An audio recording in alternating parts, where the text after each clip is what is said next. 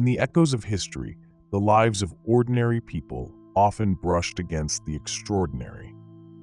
While some characters in this story are born from imagination, others, like William Bradford, Squanto, and Sarah Josepha Hale, are drawn directly from the pages of the past. Together, they create a narrative that blends the real with the fictional, offering a glimpse into what could have happened. Chapter 1: The Pilgrim's Plight. The sea had grown colder and harsher with each passing day.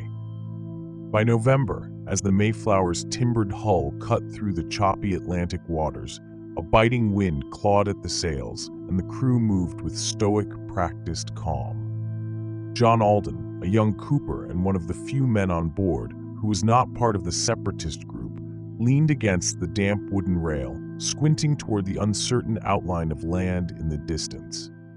The sky hung heavy and gray, mirroring the mood of nearly everyone on board, most of whom were worn thin by illness and restless anticipation. For weeks now, John had tended to the ship's barrels, which stored everything from salted pork to fresh water. He had learned to patch leaks in the dark and to shift casks of pickled vegetables so they didn't spoil or burst with the rolling of the sea. It was dull and often exhausting work, but it kept him occupied, kept his mind off the worries that gnawed at him and everyone else on the ship. And now, as he looked out at the first glimpse of the new world, a rugged, inhospitable-looking shore, he felt a flicker of both relief and trepidation. The ship came to anchor off Cape Cod, far from their intended destination near the Hudson River. The land was a stretch of wild, wind-swept sand, dotted with barren trees and long grasses, rising slightly to distant hills. It looked as if it had resisted change for thousands of years, and as the small crew began preparing to land, a hush fell over the passengers. They had dreamed of a place to live and worship freely, but what lay ahead looked far from hospitable. Among the passengers bustling about was William Bradford, one of the leaders of the separatists. Bradford moved slowly, his face solemn, yet marked by a quiet determination that had sustained him throughout the journey. He approached John, his expression pensive as he watched the crew lowering supplies over the side of the ship. A slight, wiry man with deep-set eyes, Bradford wore the plain, dark clothes of the devout, and his gaze held a steady calm that many relied upon for reassurance. "It is not what we expected," Bradford murmured, almost to himself. He looked at John as though searching for agreement. "But this is where God has brought us, and here we will build a new life." John nodded, uncertain of what to say. Bradford's voice, even in its quietness, held the weight of conviction that made John feel out of place. While Bradford and his companions had come for religious freedom, John had simply come for a change, hoping the new world might offer work and opportunity, perhaps even prosperity.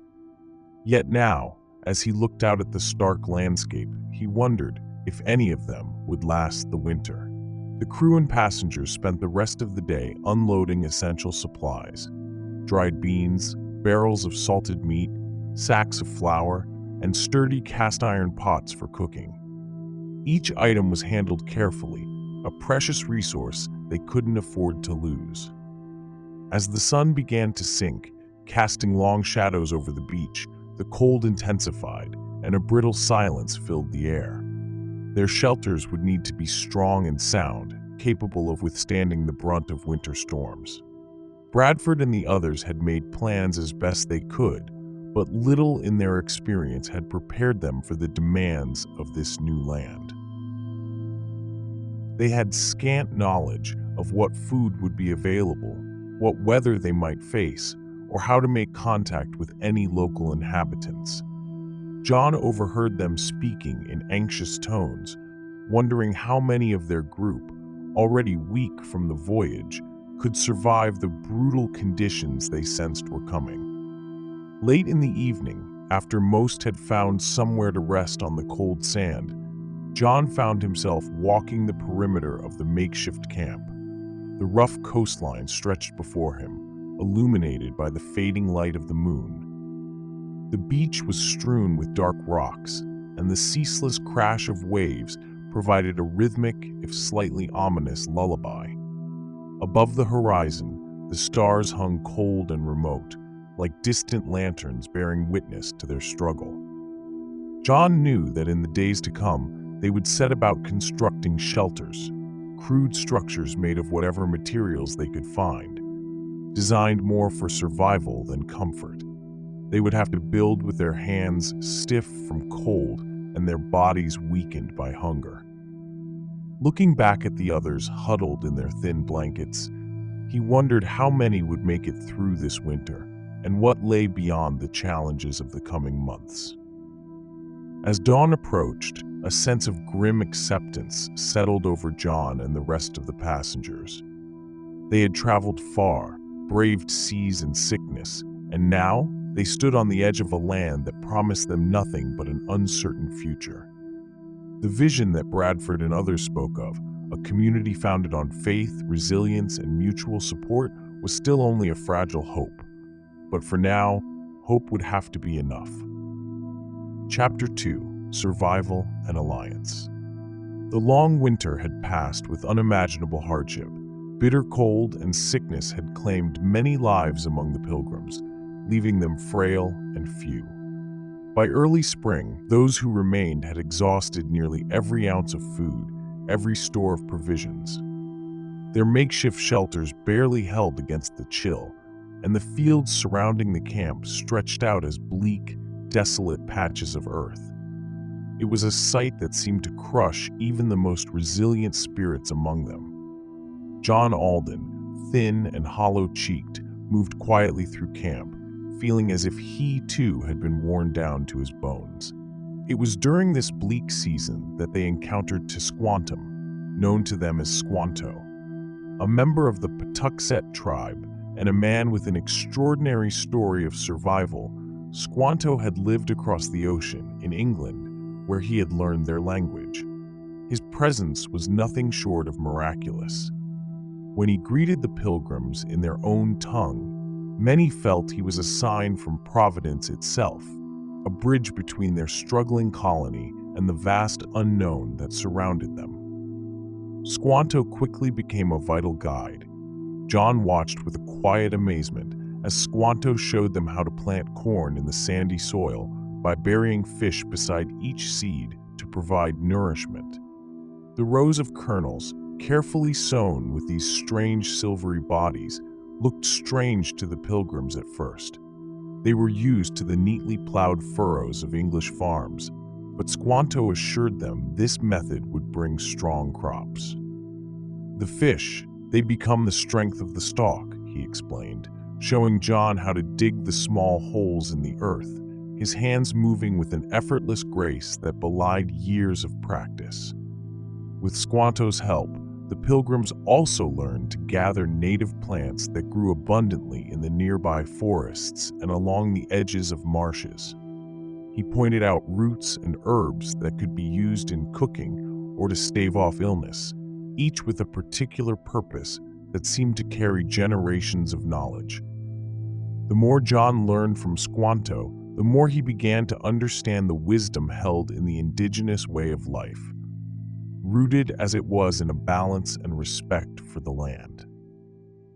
One day, as John and a few others were working in the fields, they noticed a small party of men approaching, members of the Wampanoag tribe, led by their chief Massasoit. The Wampanoag were a formidable presence in the area, and while their numbers had been greatly reduced by disease in recent years, their knowledge of the land and survival skills made them both respected and feared. Massasoit was a tall figure, with an air of solemnity and quiet power that matched the dignity of any English lord John had ever met. Squanto introduced them to Massasoit, translating between the two groups as they exchanged tentative greetings. John could see the tension in the men's faces, but Squanto moved with calm confidence, his voice even and deliberate as he interpreted their words.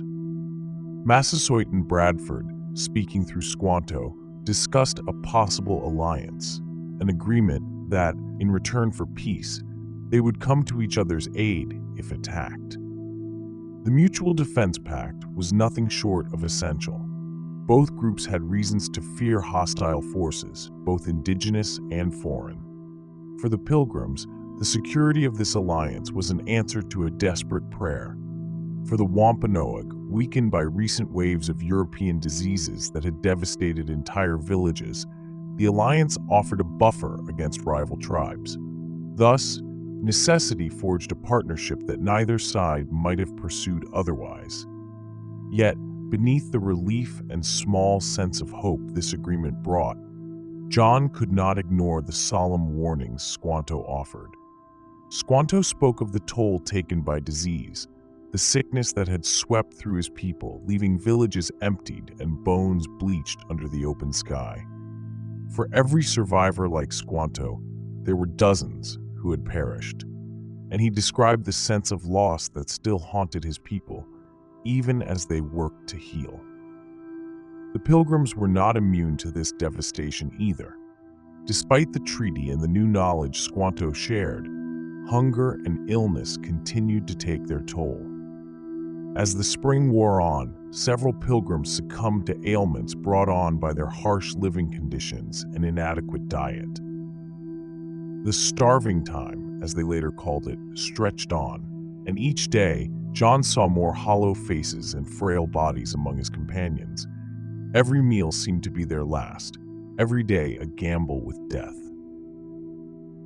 Squanto's teachings, the alliance with the Wampanoag, and even the wild foods they foraged offered only slim respite from the constant grind of survival. Yet, through these dark days, the alliance held. The Pilgrims and the Wampanoag came to know each other in ways that went beyond mere diplomacy. John spent hours observing Massasoit's people, watching the grace with which they moved through the forests, blending almost invisibly with their surroundings, a stark contrast to the Pilgrims' heavy steps and constant chatter.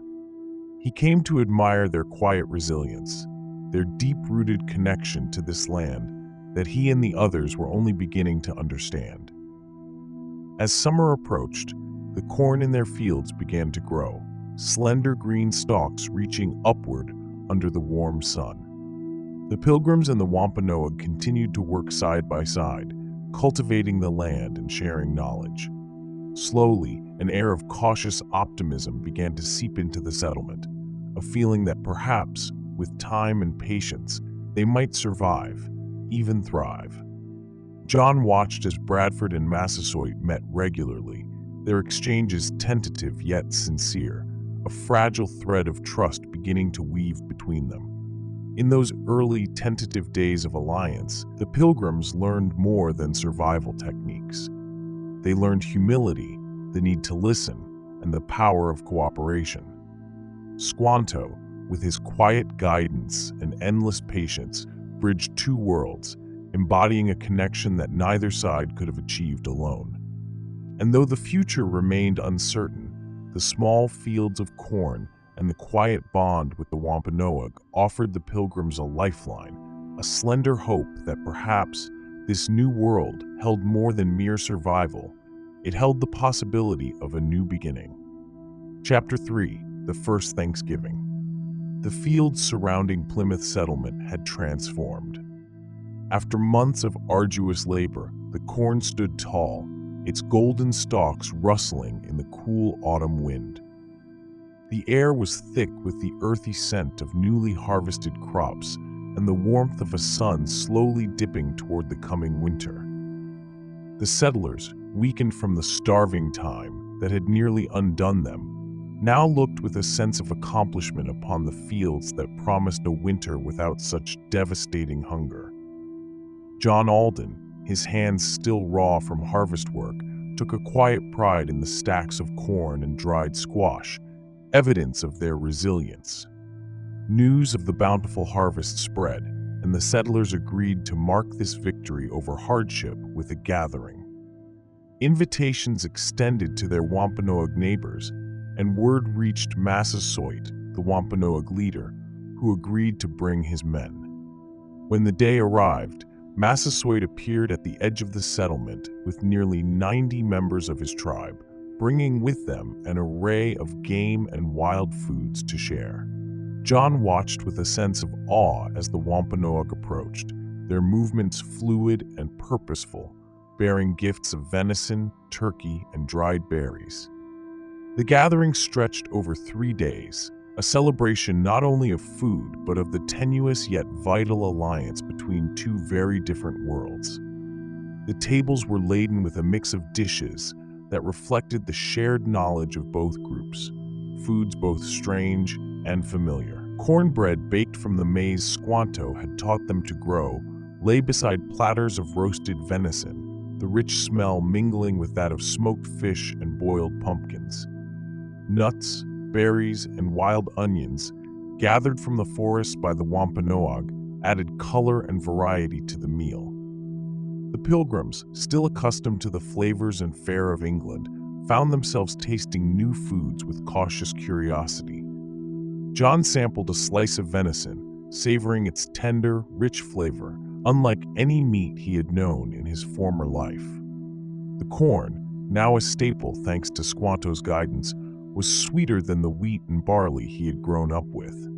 Roasted in small cakes or boiled in stews, it was filling and versatile, a gift from the land itself. Amidst the feast, John watched as William Bradford, the steady leader of the pilgrims, approached Massasoit. They exchanged nods, each man respecting the other's place in the shared struggle for survival. Bradford offered Massasoit a small wooden cup, a handcrafted piece, polished and decorated, a humble but heartfelt gesture of peace and gratitude. In return, Massasoit presented Bradford with a woven belt of intricate designs crafted by skilled Wampanoag hands, symbolizing their mutual dependence and shared strength. It was a quiet moment amid the bustle of the feast, yet for John, it embodied the fragile but enduring trust that had grown between their people. Throughout the days of celebration, the two groups mingled, eating, trading stories, and observing one another's customs. John noted how the Wampanoag moved through the gathering with a calm grace, their voices low and laughter easy. The pilgrims, less practiced in festivity after years of struggle, took their cues from their native guests, who seemed at ease in this moment of rest and gratitude. Some of the younger Wampanoag men showed the pilgrims how to make a game of throwing stones at a target, while a few pilgrims attempted to teach them the English game of stool ball, though its rules seemed to dissolve in fits of laughter. There were no grand speeches, no solemn prayers or declarations. Rather, the feast was marked by quiet conversation and an unspoken understanding. Each person present, pilgrim and Wampanoag alike, had endured the harshness of the past year, had felt the sharpness of hunger and loss. Now, sitting shoulder to shoulder, they found in one another a mirror of that shared resilience, a reflection of the strength it had taken simply to survive. In a world that was vast and unforgiving, they had discovered a measure of security in cooperation, in the exchange of knowledge and resources, in the ability to come together for something greater than themselves.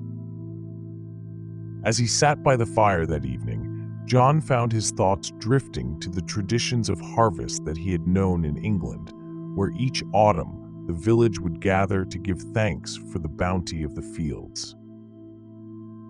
Here, though the faces and customs were different, the sentiment was much the same. He understood that gratitude was a universal language, one that transcended cultural divides. He sensed that the Wampanoag, too, honored the harvest with their own customs, seeing in the gifts of the land a connection to those who had come before them, those who had planted and reaped in these same lands for generations. It was a sobering thought to realize how little he and the others truly knew of this place, how heavily they relied on the knowledge and patience of their indigenous allies. Much of what they feasted upon, the corn, the squash, the wild fowl, were foods the pilgrims had barely recognized when they first arrived. Without Squanto's guidance, without Massasoit's willingness to join in peace, they might well have perished. This feast, John realized, was as much a celebration of survival as it was an acknowledgement of the unlikely partnership that had made it possible. The feast concluded quietly, with the remains of the food gathered and fires carefully extinguished. As the Wampanoag prepared to return to their lands, John felt a strange sense of loss, a recognition that this moment, this fragile peace, might be fleeting. Yet he also knew that he would carry the memory of these days with him, a testament to what was possible when people came together out of necessity and respect. In the end, this Thanksgiving, as it would one day be called, was not a celebration of triumph, but a humble acknowledgement of endurance, a quiet gratitude for the gifts of the land and the resilience of the human spirit. Chapter 4. The Evolving Tradition. Years had passed since the first fragile feast between the Pilgrims and the Wampanoag, and Plymouth Colony had grown. John Alden's children and grandchildren now tilled the same land he had first struggled to cultivate, though the landscape had changed in both form and spirit. The settlement was larger, the houses sturdier, with well-tended fields stretching beyond the village. The colony's rhythms had settled, and with them, Thanksgiving had begun to take on its own rhythm, a yearly mark of harvest, gratitude, and increasingly tradition. In New England, Thanksgiving was observed in the cool, bracing days of autumn, when the fields had been harvested, and the people gathered in church for sermons that reminded them of both their blessings and their struggles. John's descendants, like many of their neighbors, would join in these gatherings with quiet reverence, dressed in their best clothes. The sermons often highlighted the hardships that had been endured and the divine guidance that had sustained them, a tone of reflection mixed with hope for what was to come.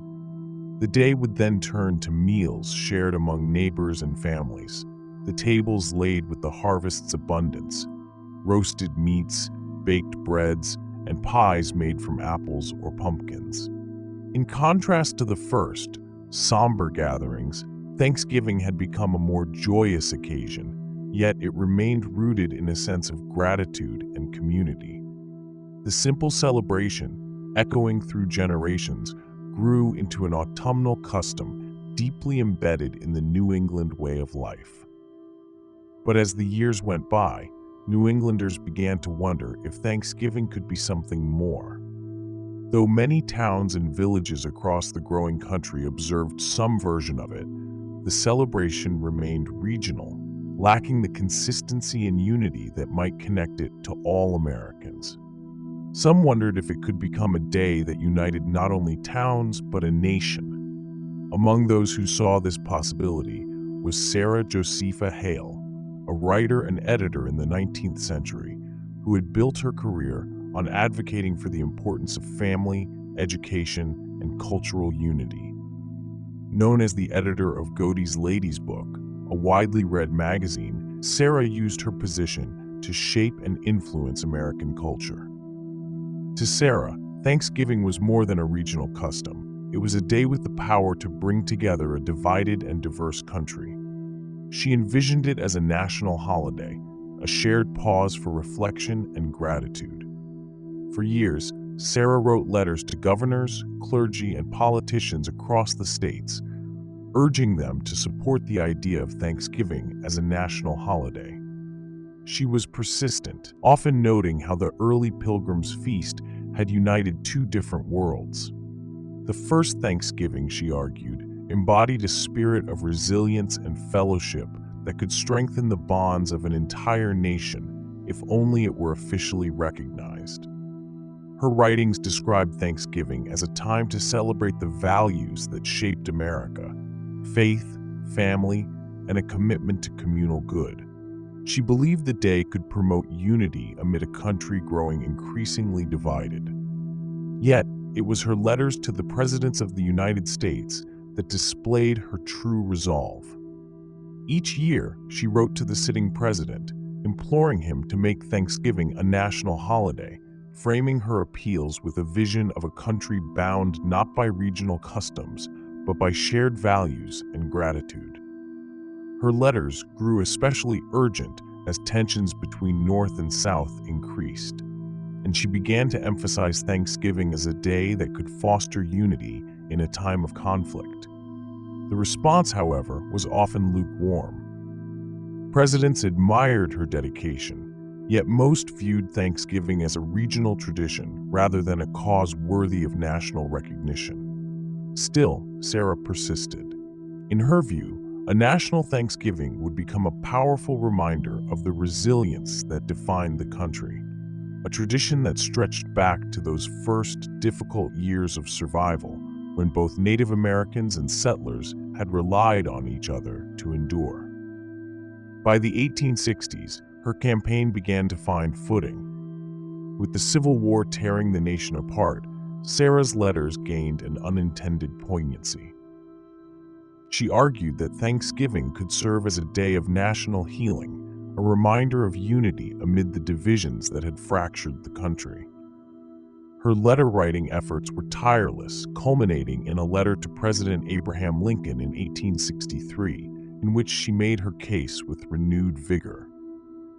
The time had come, she wrote, for a national Thanksgiving, a day for all Americans to pause and reflect together. To her great joy, President Lincoln responded, moved by the prospect of Thanksgiving as a unifying force. On October 3, 1863, he issued a proclamation declaring Thanksgiving a national holiday to be celebrated each November. The words he used echoed Sarah's vision, a day of thanksgiving and praise that would bring Americans together, regardless of region or creed. The proclamation was a testament to Sarah's unyielding dedication, and it brought to fruition a tradition that, in her mind, would forever connect the American people to their history and to one another. In Plymouth and New England, where Thanksgiving had long been observed, the holiday now took on a new significance. John Alden's descendants, along with countless other families, began to celebrate with a renewed sense of belonging, knowing that this day now connected them to the whole country. Sermons continued to mark the occasion, meals continued to be shared, but now, Thanksgiving had become a symbol of national unity, a ritual that stretched across state lines and brought people together even in the hardest of times. In the years that followed, Thanksgiving would evolve and change with the country, shaped by new customs, new foods, and new faces. Yet Sarah's vision endured, a reminder of the strength found in gratitude and the peace that could emerge from reflection. Each year, as autumn turned to winter, families across the nation gathered to give thanks, honoring a tradition rooted in resilience and hope, and carried forward by those who believed in the enduring power of unity. Chapter 5. Lincoln's Proclamation. The Civil War had already claimed thousands of lives, leaving families and communities across America fractured by grief and conflict. The country's landscape was marred by the scars of battlefields, and each day, the grim realities of war deepened the divisions between North and South. Yet amid this turmoil, President Abraham Lincoln sought a glimmer of hope, a way to remind the nation of its shared heritage, its common values, and perhaps its path forward. And in the fall of 1863, he found this possibility in a tradition rooted in harvest and gratitude: Thanksgiving. Lincoln's decision was not made lightly. As a wartime president, he understood the need to cultivate resilience and unity, even as the country struggled with an intensity of division he had never fully anticipated. Lincoln had been moved by Sarah Josepha Hale's persistent appeals. Year after year, her letters had urged a national Thanksgiving as a day for reflection and gratitude, a moment for Americans to pause and acknowledge not only their blessings, but their unity. Hale's letters framed Thanksgiving as more than a day for feasting. She saw it as a symbol of strength and shared identity, a holiday that could knit together the fabric of a divided nation. In October of that year, amid the chaos and bloodshed that had marked every month of 1863, Lincoln finally saw the vision that Hale had championed. He issued a proclamation that would forever define Thanksgiving as a national holiday, observed on the last Thursday of November, a day set aside for reflection and unity. As he wrote the words, Lincoln's tone was solemn, his language crafted to reach across the battlefields and the blood-stained rivers, across the distances that now separated families and friends. The proclamation read, "The year that is drawing toward its close has been filled with the blessings of fruitful fields and healthful skies. To these bounties, which are so constantly enjoyed that we are prone to forget the source from which they come, others have been added, which are of so extraordinary a nature that they cannot fail to penetrate and soften even the heart which is habitually insensible to the ever-watchful providence of Almighty God." Lincoln acknowledged the profound suffering and loss that touched nearly every household, yet he called for gratitude, not as a denial of the pain, but as a reminder of the strength that could be drawn from it. He continued, describing the holiday as a day of thanksgiving and praise to our beneficent Father who dwelleth in the heavens, urging Americans to commend to his tender care all those who have become widows, orphans, mourners, or sufferers in the lamentable civil strife in which we are unavoidably engaged. The words were direct, offering no false comfort, but instead an appeal to shared resilience, a reflection of the hope that somehow Americans might find their way back to each other. Far from the corridors of Washington, Lincoln's proclamation reached John Alden's descendants. In a small farmhouse in the North, the Alden family prepared for the holiday, setting aside the long, hard labor of autumn. For the first time, they gathered not only in gratitude for the harvest, but to recognize this day as a symbol of their connection to a nation stretched to its breaking point. The Alden family had felt the war's impact acutely. Their eldest son, Samuel, had left home to fight for the Union, joining a regiment whose numbers dwindled with each passing month. His letters home were sparse, carrying brief notes of his well-being and his wishes for peace. For his parents and younger siblings, his absence was a daily reminder of the war's cost. That first national Thanksgiving felt solemn in the Alden household, their usual cheer muted by the ever-present worry for Samuel's safety. Yet they honored the day with reverence, setting a place for him at the table, an empty chair symbolizing not only his absence, but the hope for his return. The meal was simple, made from the season's harvest: roasted squash, fresh bread, and salted pork preserved from the summer. As they sat in the dim light of the evening, Samuel's father read aloud from Lincoln's proclamation, his voice steady as he echoed the words meant for all Americans, those fighting and those waiting, those mourning and those grateful simply to be together. For Samuel, far away on the battlefield, the day was quieter still. He spent Thanksgiving with his fellow soldiers, most of them silent as they rationed their provisions and passed around a small loaf of bread, a rare treat in their weary routines. Some men managed faint smiles, others bowed their heads in memory of the families waiting at home, each of them finding a brief moment of peace in the unspoken bonds they shared.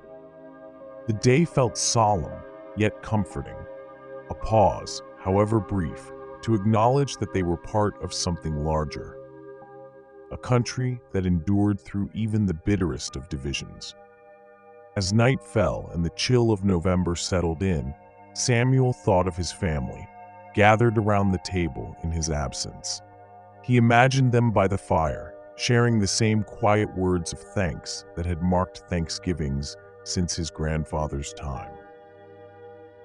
The idea of Thanksgiving as a national holiday brought him an unexpected sense of hope, a feeling that, despite the rifts tearing the country apart, there was something still worth fighting for, a common bond that could survive even the fiercest of wars.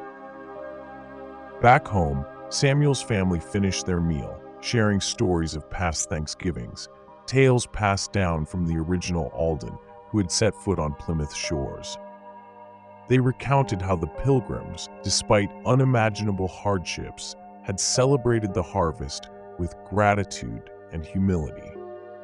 For John Alden's descendants, this first national Thanksgiving was a bittersweet reminder of their shared history and of the strength that came from enduring the trials of the unknown. As they gathered around that small table, their hearts were full of hope that they would one day share this meal with Samuel again. Lincoln's proclamation had begun as an idea, a single holiday that could unite the fractured nation. Now it had become a promise, woven into the lives of families like the Aldens, enduring through hardship and uncertainty. Thanksgiving, now a national day of reflection, bound together those who celebrated in peace and those who sacrificed in war, a testament to the resilience that had carried the country through its darkest days. Chapter 6: Thanksgiving Through the Great Depression. By the autumn of 1933, the Great Depression had settled heavily upon the country, reaching even the smallest farm towns, where the soil itself seemed to mirror the nation's exhaustion. For Alden's great-great-grandchildren, the daily hardships were familiar but increasingly bleak. Year after year, they watched their harvests dwindle, prices fall, and the few modest savings they had vanish into bills that only seemed to grow. Thanksgiving was fast approaching, but in these difficult times, even such a long-held tradition felt like a luxury. Robert Alden, a man of broad shoulders and deeply weathered hands, ran the family farm with his wife and children, struggling to keep up with rising costs and dwindling crop yields. He was a proud man, quietly dedicated to the work that had sustained his family for generations. Yet he could not ignore the signs all around him: the dusty soil that refused to yield, the empty bins in the barn, the worn, patched coats of his children. Even as Thanksgiving approached, he found himself wondering if there was anything left to celebrate. The townspeople felt the same. Across America, families were struggling to put food on their tables, let alone prepare the feast that Thanksgiving once promised. The Aldens, like so many, had begun to adjust their expectations for the holiday. Gone were the lavish gatherings of previous years. Instead, Thanksgiving would be a humble meal, just enough to remind them of their connection to the land and to each other. In 1939, however, the nation's usual Thanksgiving ritual was thrown into further uncertainty. President Franklin D. Roosevelt, hoping to spur consumer spending in the hopes of lifting the economy, announced a controversial decision. Thanksgiving would be moved up by 1 week, from the final Thursday in November to the second to last Thursday. Roosevelt believed that by adding an extra week to the holiday shopping season, merchants could generate more sales, putting money back into circulation and stimulating a depressed economy. Yet to many Americans, this change felt like an unwelcome intrusion upon one of their few precious traditions. The Aldens, like many families, were unsettled by the news. They had always marked Thanksgiving on the last Thursday in November, just as their ancestors had. The idea of moving it was strange, almost uncomfortable, as if it upended the rhythm of their year. Robert's wife, Anna, found herself flustered by the change. "What good is a longer shopping season?" she murmured one evening as she peeled potatoes in their small kitchen, "when we can barely afford to buy anything." The family still planned a modest Thanksgiving meal, one cobbled together from what they had managed to gather. On the morning of Thanksgiving, Anna set to work early, preparing a simple stew from the last of their potatoes and carrots, and baking a loaf of bread from the flour they had carefully rationed. In place of the usual pies, she baked a few spiced apples, soft and warm from the oven, filling the house with the scent of cinnamon. It was not the bounty of previous years, but it was enough to gather around. That afternoon, Robert joined his family at the table, the strains of the day temporarily eased by the simple tradition. They bowed their heads and gave thanks, each offering something they were grateful for, however small. Robert thanked the soil, which, despite its hardships, had given them enough to make it through another season. Anna gave thanks for their health, for the simple fact that they were all still together. The children, young and bright-eyed, gave thanks for the day off school, for the warmth of the kitchen, and for the little bits of sweetness their mother had managed to include in the meal. In those humble gestures, Robert saw the power of the holiday, an unbroken thread reaching back to his ancestors who had celebrated that first Thanksgiving. It was no longer merely a harvest feast.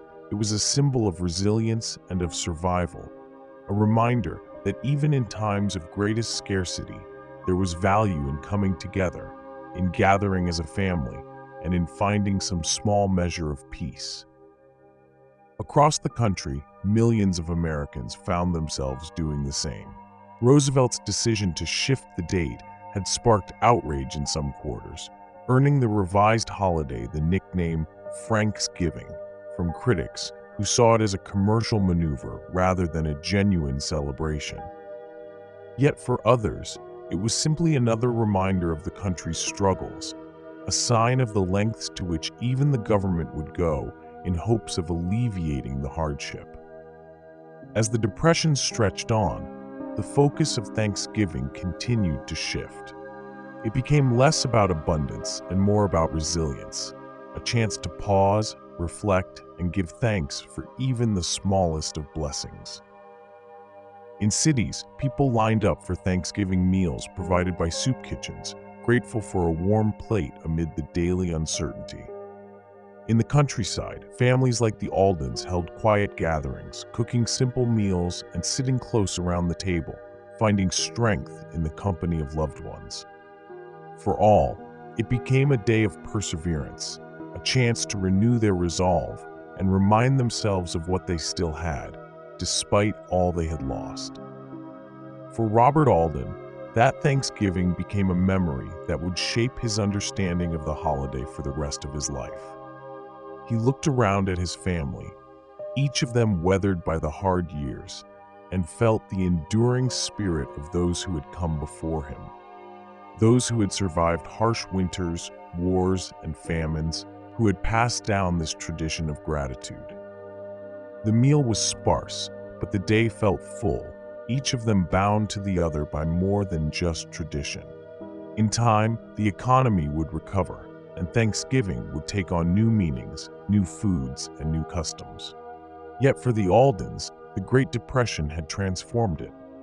It was no longer merely a holiday of feasting, but a day for acknowledging their survival and their shared struggle, a tradition that could endure through any hardship.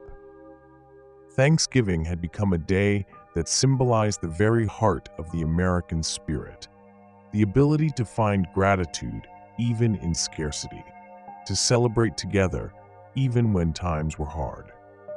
And as Roosevelt's Franksgiving controversy faded, the true meaning of the day remained: a simple gathering, a humble meal, and a quiet recognition of the strength that comes from enduring together. Chapter 7: Modern Thanksgiving Traditions.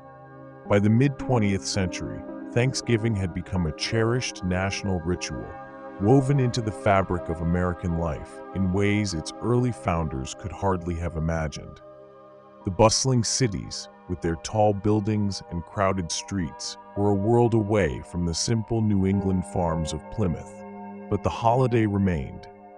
Alden's descendants, like many families, had traded rural life for the opportunities of the city, bringing with them their families' memories of harvest and humble gatherings.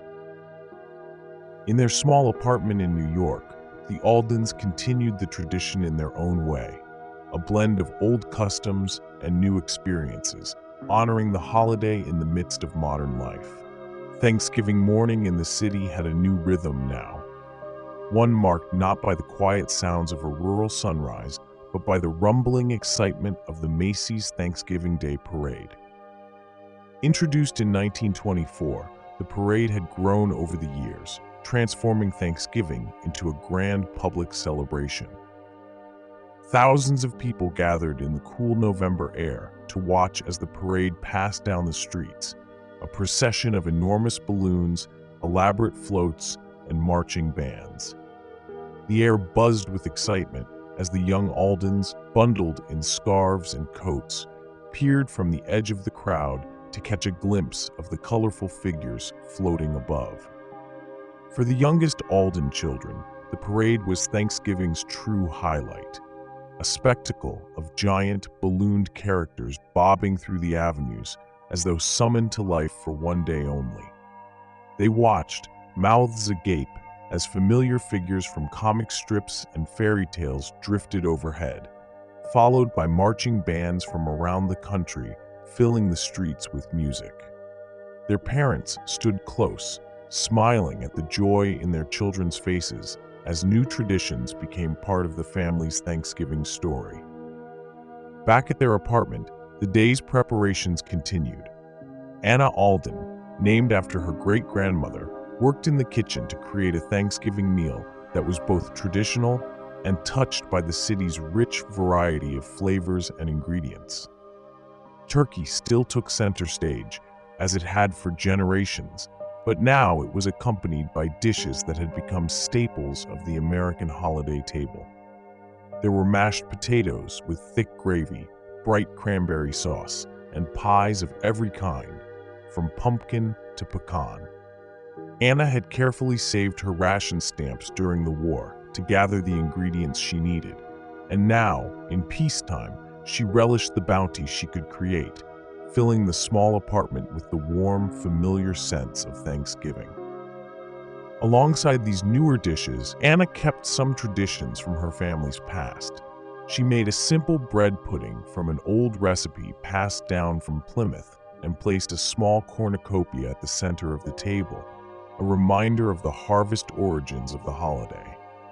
Her children marveled at the little woven basket filled with miniature pumpkins, apples, and nuts, a symbol that, for her, held echoes of her ancestors' early Thanksgivings, where every bite, every seed, had been a precious reminder of survival. After the parade, the afternoon unfolded with another modern ritual: football. The Alden boys and their father sat in the living room, the hum of the television filling the space as they cheered for the teams playing in the traditional Thanksgiving Day games. Football had joined the ranks of the day's traditions, capturing the spirit of family and celebration in a way that blended seamlessly with the holiday. For many Americans, these games were as much a part of Thanksgiving as the meal itself, a reason to gather, to share in the highs and lows of competition, and to enjoy a few hours of camaraderie. As the table was set and the meal prepared, Anna paused, looking out over her children and the dishes she had lovingly arranged. Thanksgiving had become a gathering of traditions, a blend of old and new, rooted in family, but open to the broader, diverse culture that had shaped American life. Across the country, families celebrated Thanksgiving in many different ways, bringing with them traditions from every corner of the world. In Anna's own neighborhood, families from Italy, Ireland, and beyond prepared dishes that were entirely unique, yet still tied to the spirit of the day. The Thanksgiving table had grown to include an ever wider array of foods and customs, reflecting the melting pot of American life. When they finally sat down to eat, Anna's husband led a brief moment of gratitude, each family member sharing something they were thankful for. Anna gave thanks for the health of her family, for the strength that had seen them through difficult times, and for the small, bright moments of joy that marked their days. Her children gave thanks for simple things: a new book, a good friend, a passing grade in school. In that warm moment, Surrounded by the smells and sounds of Thanksgiving, the Aldens felt the familiar bond that had carried their family through generations. By evening, the family settled into a comfortable quiet, with plates empty and stomachs full. The children sat on the floor, piecing together the stories they had learned about the first Thanksgiving with the sights of the day, the parade, the football game, the different flavors and dishes they'd sampled. For Anna, Thanksgiving had transformed from a simple harvest feast into a celebration of family and community, a day that connected her to both the past and the present. Thanksgiving had evolved beyond its New England origins, taking on new forms and meanings that embraced a broad, diverse America. It was a day that no longer belonged to any one family or region, a celebration that brought people together across backgrounds and beliefs.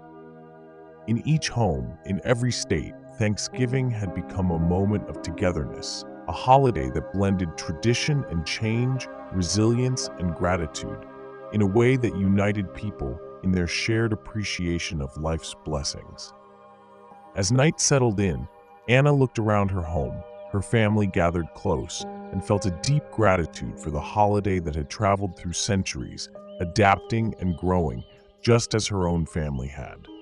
Thanksgiving, once a simple feast in a new land, had transformed into a day that reflected the spirit of the country, a reminder of survival, resilience, and the power of community in an ever-changing world. Chapter 8: Thanksgiving Today. Reflections and Challenges. As the November air grew crisp and Thanksgiving approached, people across the country prepared to celebrate the holiday with a blend of old traditions and modern reflections. In city apartments and country homes alike, families gathered to mark a day that had come to symbolize gratitude, togetherness, and for many, an awareness of the complex history that lay beneath the familiar customs. For today's Alden descendants, Thanksgiving had evolved into more than a family gathering. It was a day of service, reflection, and connection with the larger community. Caroline Alden, a social worker and one of the few Aldens still mindful of her family's long history, looked forward to Thanksgiving as a chance not only to spend time with family, but to bring the holiday's spirit to those who might otherwise go without. Working with a local community center, she helped organize an annual Thanksgiving meal for the underserved, a tradition that had become, in her view, one of the truest ways to honor the holiday's legacy. She saw this gathering as a modern expression of the original feast's spirit, a way to share abundance in a world that could still be harsh and unyielding for so many. In recent years, Caroline had also become increasingly mindful of the deeper, sometimes overlooked meaning of Thanksgiving. She had learned more about the perspectives of indigenous communities and the holiday's complicated place in American history. Conversations about Thanksgiving's origins had shifted, and many now acknowledged that the story of unity and survival also included loss and resilience from indigenous people. While Thanksgiving was often seen as a celebration of gratitude, Caroline understood that for others, it was a day of remembrance and mourning. As the holiday grew closer, she talked with her family about how they could honor this fuller understanding of Thanksgiving. They read about the Wampanoag people, whose ancestors had joined the Pilgrims at that first harvest feast, and they reflected on the generations of Native communities who had faced devastating challenges over the centuries. For Caroline, Thanksgiving had become an opportunity not only to express gratitude, but to recognize a shared, though complex, history. On Thanksgiving morning, Caroline and her family gathered early at the community center, the kitchen already bustling with activity. Volunteers stirred pots of mashed potatoes, basted turkeys, and ladled ladlefuls of warm, spiced cider. Long tables stretched across the room, covered with colorful autumn leaves and candles, each seat ready to welcome someone in need of a meal, company, or simply a sense of warmth and belonging. As the first guests arrived, Caroline greeted them with smiles and plates of food, feeling the deep satisfaction that came from creating a space of inclusion and comfort. Many of those who came through the doors had been regulars at the center's Thanksgiving meal for years, bringing stories of past Thanksgivings, bits of humor, and quiet moments of reflection. Each one, she thought, was a testament to resilience and survival, echoing the Thanksgiving story she had grown up with, albeit in a different way. Later in the day, Caroline joined her own family at home, where they gathered around a table brimming with both traditional and new dishes. Alongside the roasted turkey and cranberry sauce, Caroline's younger cousins had brought dishes reflecting the diverse backgrounds of their friends and neighbors. Spiced tamales, a fragrant bowl of curried vegetables, and a plate of egg rolls, filling the table with an array of flavors from across cultures. Each dish added richness to the holiday, a reminder that Thanksgiving, like the country itself, had grown to embrace countless heritages and stories.